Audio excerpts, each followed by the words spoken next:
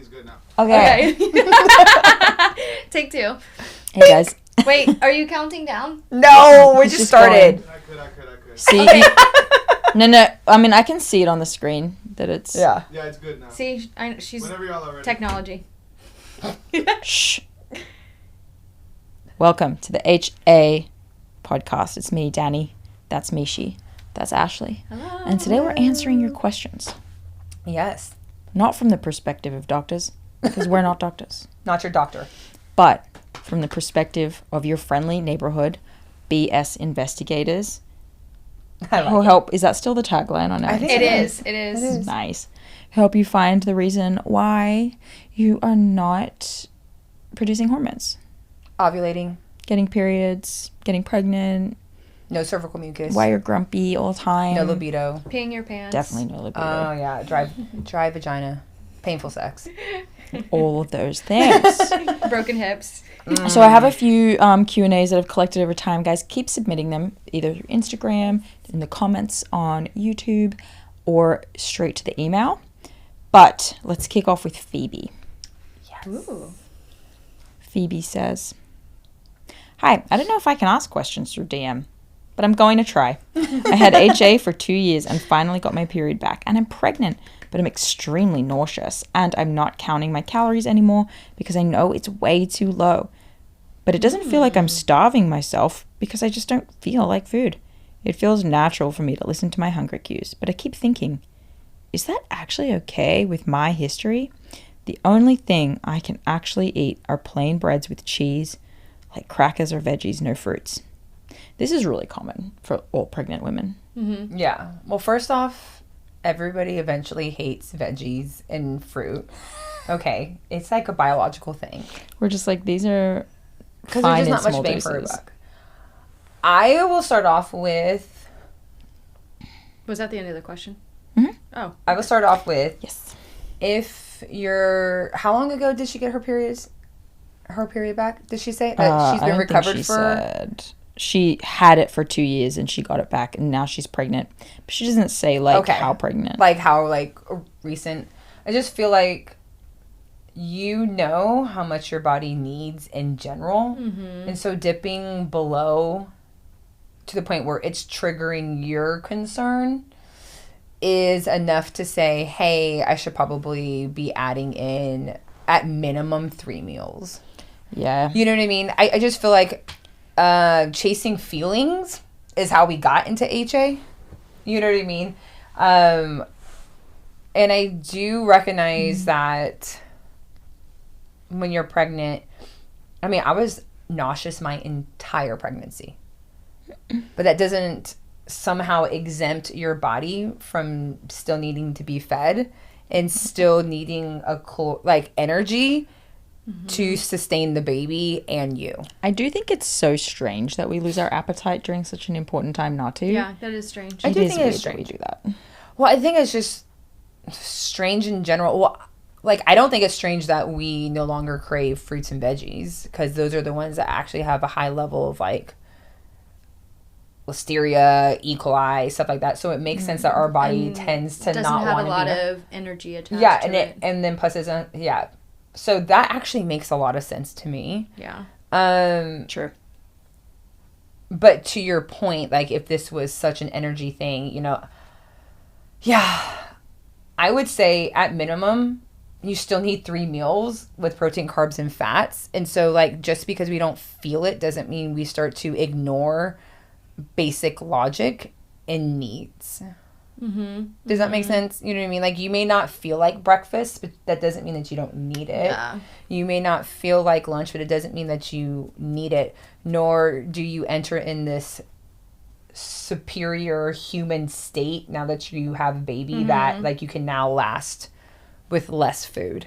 Yeah. It's hard to be intuitive when you have a disordered relationship with food. Or so you're we don't know enough about Phoebe to know where she's at.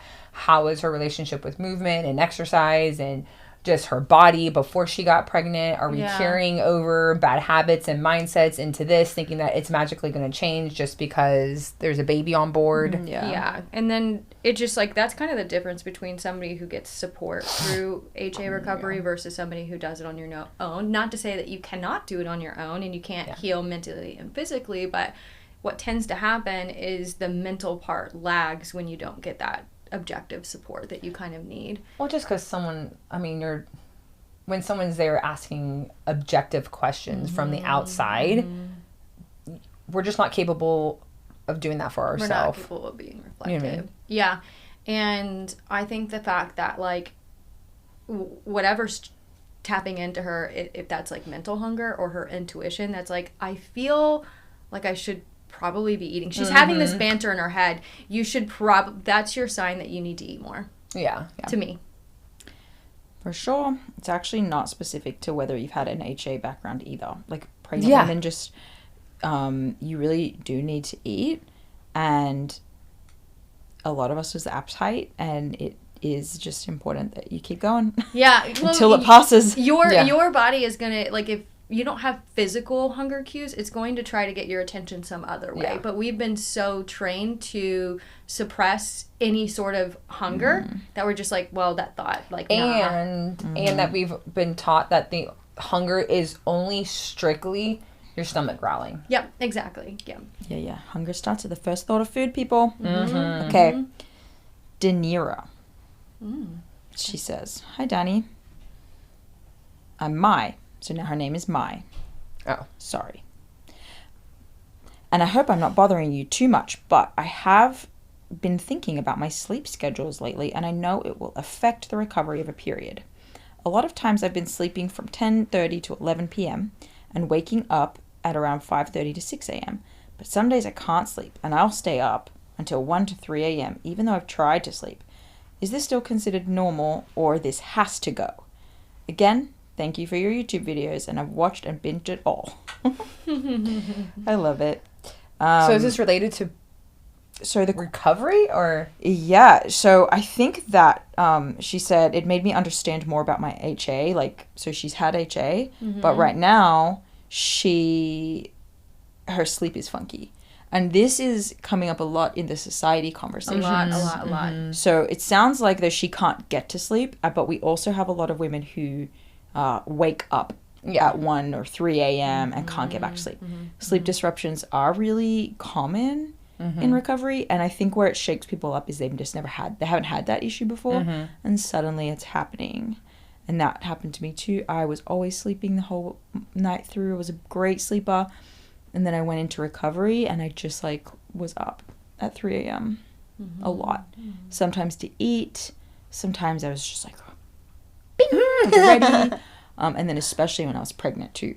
Oh, yeah. So hormonal fluctuations will cause that. And I always just advise people not to worry about it.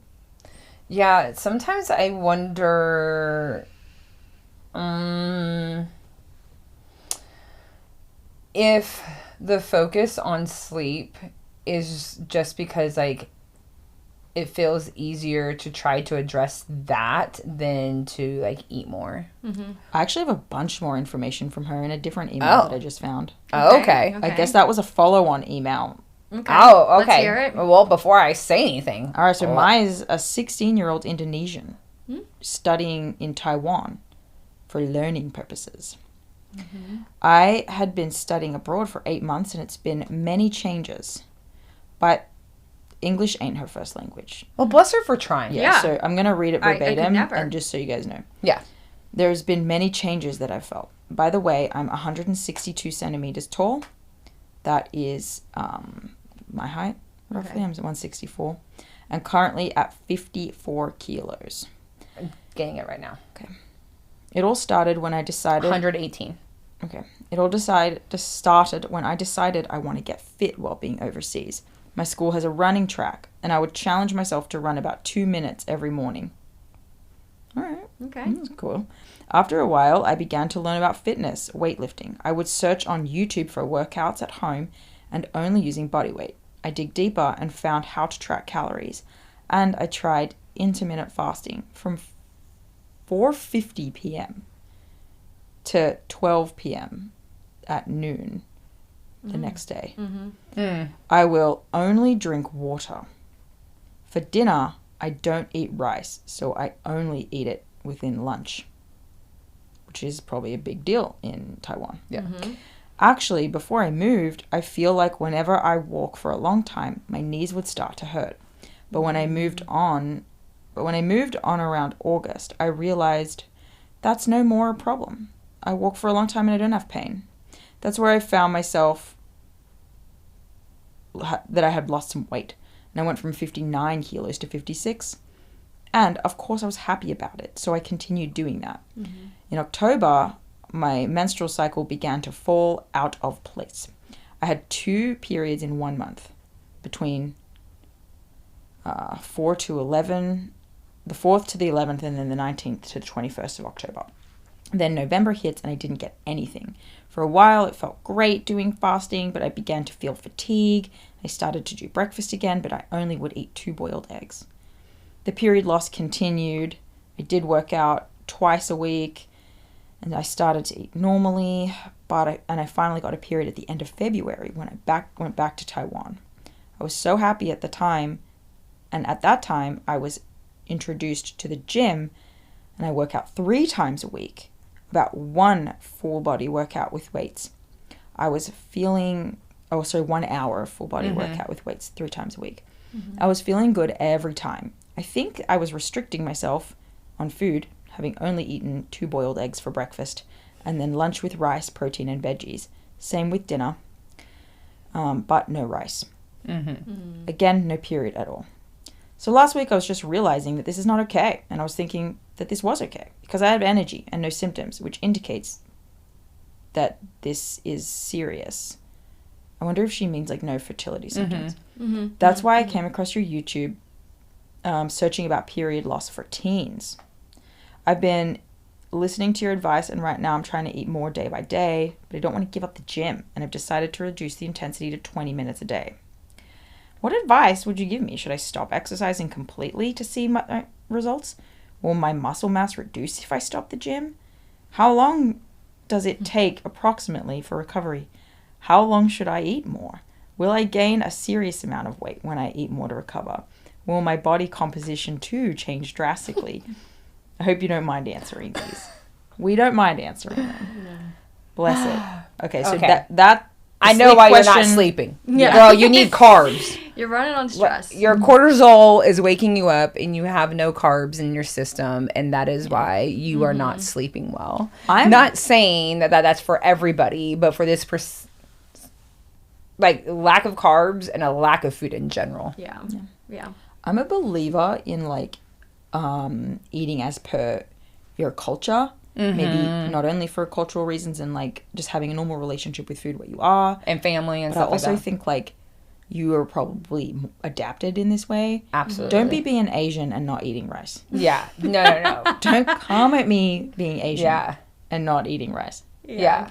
So your body's not appreciating that. Yeah. For sure. Yeah. So because that's what's so interesting is that every single time I have somebody, I will ask them, hey, what does your grandma cook? Can you just go to your grandma's house and have her cook you traditional food? You know what I mean? Whatever that is for you. Whatever that is for you. I feel like that is one of the fastest ways is just to go back and eat your traditional, your traditionally ethnic food that your grandma would be making, because I don't think your grandma's making rice cakes. I think we need to go great grandma at this point. Yeah, my grandma would be doing canned spaghetti. Yeah. But she made a solid coleslaw. Yeah. But that's what I'm saying. It might get the job done, though. You know what I mean? No, yeah. Everyone knows what you mean. I know what you're saying. Yeah. So should I stop exercising to see the results? Yeah, probably. I feel like her question really was how do I recover and not gain weight? Yeah, will my muscle mass reduce if I stop going to the gym? Well, you're right. You're likely not building much without the hormones. Yeah. And how long, under recovered and not eating. Yeah. So you're getting diminished returns at this point in time. Yeah. Yeah. Yeah. You're getting leaner, and so you think you're getting more muscle, but you're likely not, because you don't have the substance to do it, to build and recover. Yeah.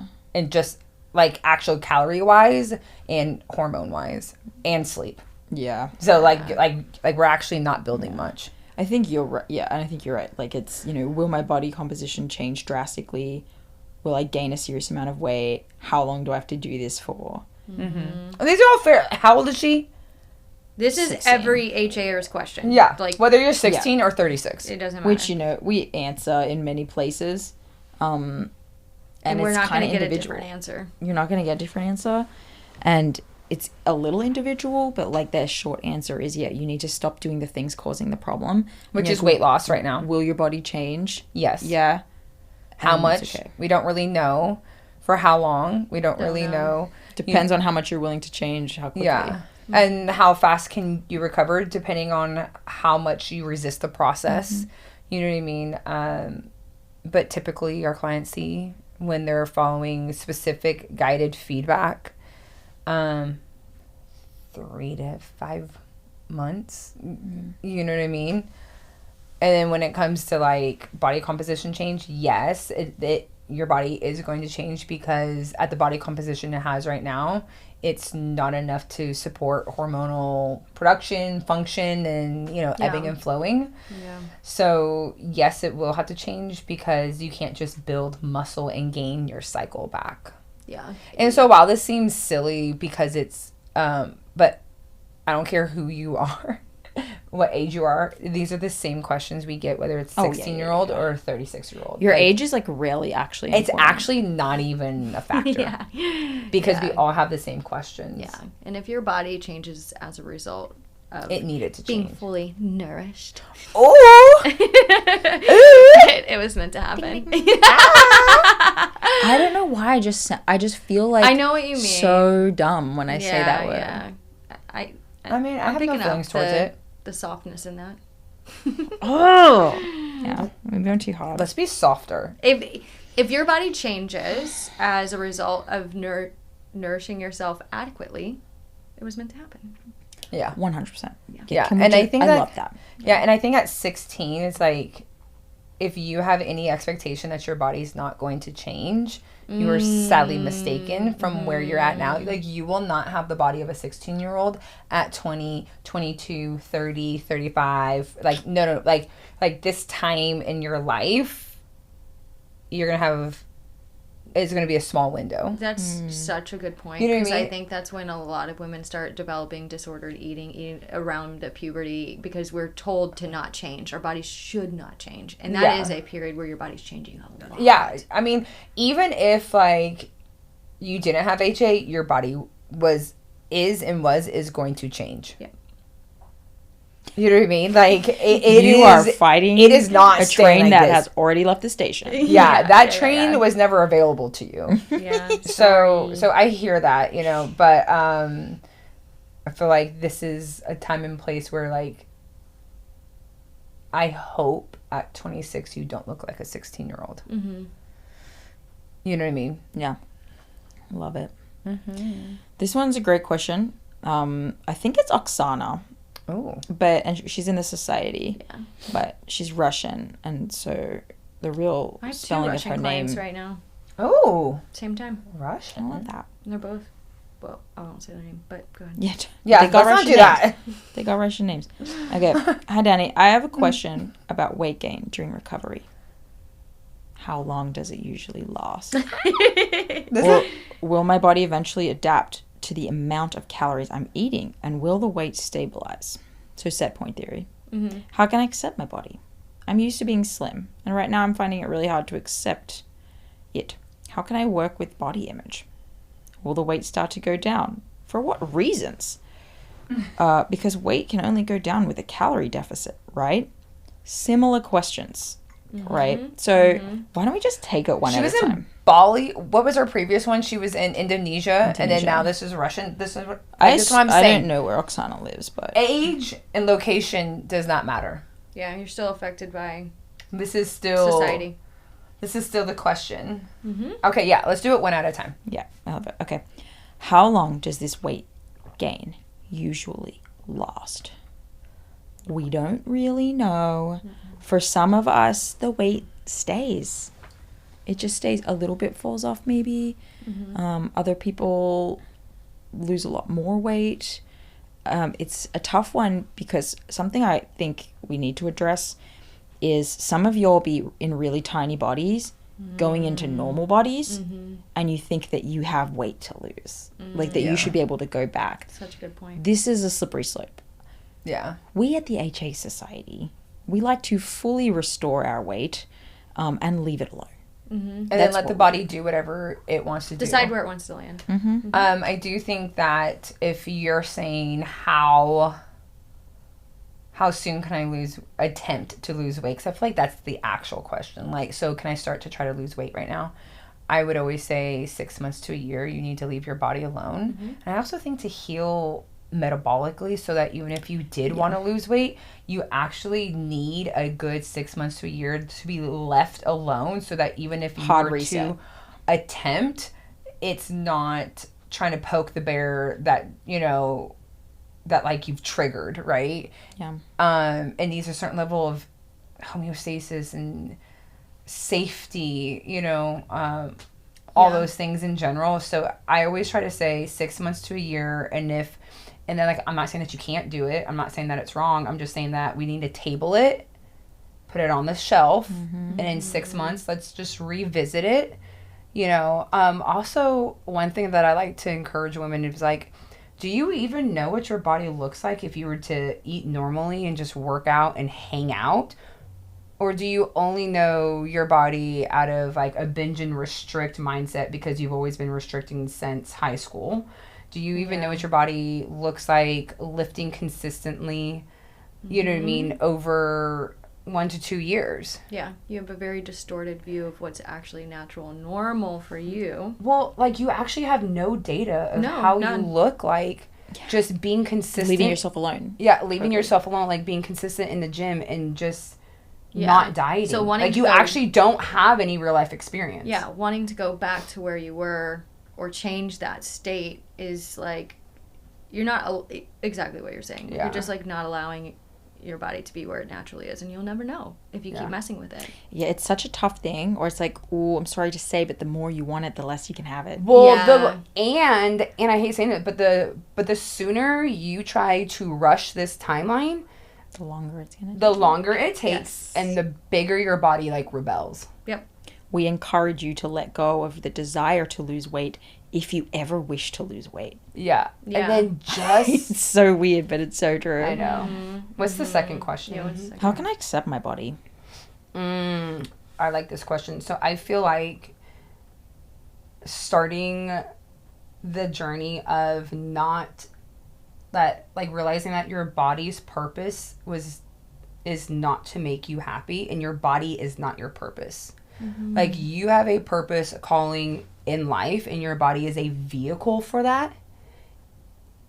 You are not put here on earth, and your only purpose was to micromanage this body. Imagine. You know what I mean? Like, that is actually not your purpose. Like, but what are you called to do? Like, what are your dreams? What is your purpose? What is your vision? Like, chase, like use your body to chase that. You know what I mean? And then the other thing of, like, if you are looking for your body to be your sole place of happiness, you are dedicated to having the most self-absorbed life, because you are not trying to connect and be happy in nature, in, you know, with those around you, family, friends, connections. You're like, my body is the only place for my happiness. I'm not saying be at war with your body. I'm not saying hate your body. But what I'm saying is, like, bro, that literally cannot be your only source of happiness. That is wild. Yeah, I think for a lot of people, they would deny that that's what they're doing. But what they're actually doing is like, oh, no, I mean, I'm doing this so that I can then be happy. Well, exactly. If they're not thinking that this is currently what makes me happy, because some are, and that's their defense. Absolutely. But then a lot of us are like, yeah, when I get to the other side of this, I'll be happy, and so it's worth it. And like, to your point, is in order to accept your body, you need to use it to actually chase a life that you want that has nothing to do with... Yeah, it should be a vehicle. It's a vehicle. It's like that guy who works on his car but never finishes it. Or and never drives it anywhere. Never drives it. But it's his source of happiness. Yeah. I just feel like, at what point was your whole life purpose your body? Like, how did we get to this place where, like, you have no goals outside of your body? You have no dreams outside of your... That is the definition of being self-absorbed. Yeah. You know what I mean? And not in a malicious, mean way that I'm calling you that. I mean, I'm just saying that if that is every single day we're driving, like, every decision and every goal and every thought is driven for that, then it's like you're so wrapped up in yourself that, like, you literally don't have the capacity to be part of community, to be part of society. You know what I mean? And surely you have more to offer the world to connect in a way, not so much like what do I have to offer, you know what I mean, but just like to connect with the world outside of your body. So good. That's how we all got here, so we like it. Yeah, we like it. I mean, Life is cool. yeah. When will the weight start to go down? When you're not looking for it. Yeah, when you've surrendered and, like, let go of that idea. I think, like, whenever your body's had a therapeutic dose of safety, which comes from not micromanaging it, and not controlling it, and it, like, and not energy safety and mental and emotional safety. Yes. Oh, 1000%. Yeah. So when you catch yourself being like, oh, when can I start to work out again? I'd be even really careful allowing yourself to constantly have those thoughts. Yeah. Because it sends a message to your hypothalamus that, like, it's coming down the pipeline. Yeah. Like, we're not safe. What is that reinforcing by entertaining that thought? Like, something is currently wrong with your That, like, body? nothing's actually going to change. Yeah. So... Yeah, that we're still not good enough. So I still need to fix you. I still need to change you. I'm going to let you temporarily do this, but we're going to change again. Back to the only way I know how. And that really may keep you from recovering fully. Yeah. So yeah, like, the fastest way out of this thing you want to get out of is to let it go. I know. It really is the fastest way. What is that saying where slow is fast? Yeah. Like, slow is fast, or else you're going to have to circle back and redo it. Yeah. I You think do it's like, not want to be redoing this. I'm telling you. Yeah, but I think, like, the fact that asking the question is telling us exactly where you're kind of at in this process. Like, you still have an idea of what is an acceptable body and all of these things. And until you can let go of that as something that you need in order to feel adequate, loved, yada yada, all the things. Yeah, identity. Yeah, that's where the work is. It's not on your body. Your body is irrelevant. It's that deeper part.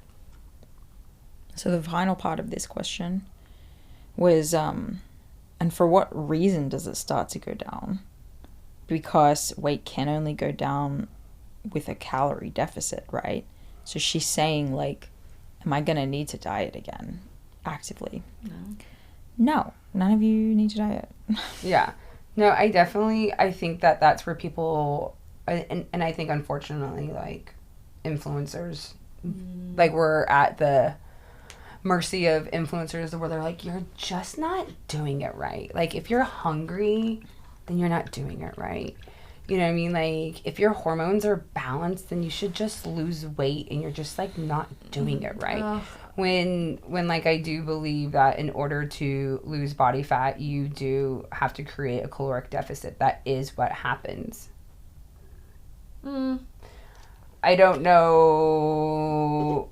I think that our bodies just respond differently to caloric deficits. Like, sometimes you can be in a deficit and your body won't lose weight because it needs it, which is common in early recovery because it needs it.